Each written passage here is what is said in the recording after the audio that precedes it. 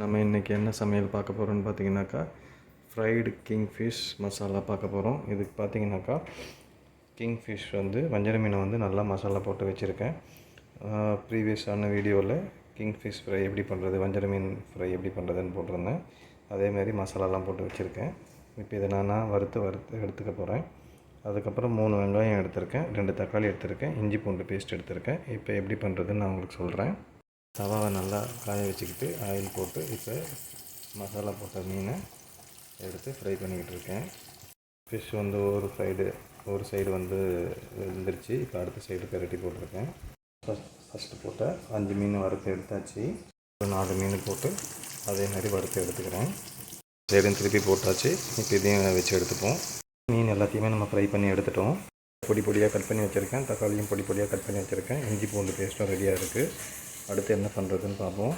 மீன் வறுத்த அதே பாத்திரத்தில் அதே கடாயிலேயே எண்ணெய் லைட்டாக இருக்குது. அதே எண்ணெயிலேயே காஞ்சிடுச்சு. இப்போ கடுகு உடைச்ச உளுந்து ஆட் பண்ணிக்கிறேன். கடுகும் உடைச்ச உளுந்தும் வதங்கிடுச்சு. இப்போ நான் ஆனியன் ஆட் பண்ணிக்கிறேன். போட்டு நல்லா வதக்கிட்டு இருக்கோம். உப்பு கொஞ்சம் ஆட் பண்ணி நல்லா வதக்கிக்கலாம். நல்லா வதங்கிடுச்சு. இப்போ நான் தக்காளி ஆட் பண்ணி நல்லா வதக்கிக்கிறேன். தக்காளி நல்லா வதங்கிடுச்சு. இப்போ இஞ்சி பூண்டு பேஸ்ட் ஆட் பண்ணிக்கிட்டேன். ஆட் பண்ணி நல்லா கலந்து விட்டுக்கிறேன். ஃப்ரை பண்ணி எடுத்ததை போன்லெஸ் மாதிரி சென்டர் போனை மட்டும் எடுத்துகிட்டு அப்படியே போன்லெஸ் ஃபிஷ்ஷாக இதை மாற்றிக்கிறோம்.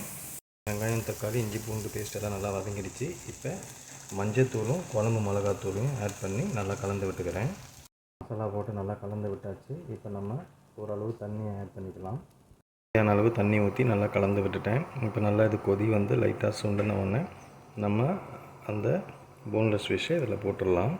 குழம்பு நல்லா கொதித்து முடித்த உடனே நம்ம போன்லெஸ் ஃபிஷ்ஷை எல்லாமே இதில் போட்டு கலந்து விட்டாச்சு. போட்டு கொஞ்சம் நல்லா ஊறிடுச்சு. இப்போ லைட்டாக பெப்பரை தூவி இருக்கும். ஒரு 5 மினிட்ஸ் வச்சுட்டு பெப்பர் காரம் இறங்குற வரைக்கும் வச்சுட்டு நம்ம அப்புறமா ஆஃப் பண்ணிடலாம்.